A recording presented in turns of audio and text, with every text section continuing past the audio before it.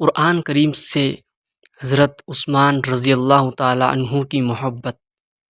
خلیفہ سوم حضرت سیدنا عثمان ذو النورین رضی اللہ تعالی عنہ فرماتے ہیں، اگر ہمارے دل گناہ کی آلودگی سے پاک ہو جائے تو یہ کبھی بھی قرآن کریم کی تلاوت سے نہیں بھرے گے۔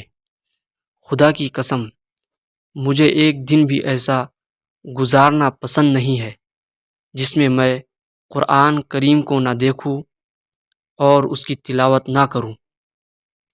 مجھے دنیا کی چیزوں میں قرآن کریم کی تلاوت سب سے زیادہ محبوب ہے۔ چینل پر واقعات، نعت، قرأت اور علماء کی ویڈیوز ڈالے جاتے ہیں۔ ہمارے چینل کو سبسکرائب کریں اور ویڈیو کو شیئر کریں۔ جزاک اللہ خیر۔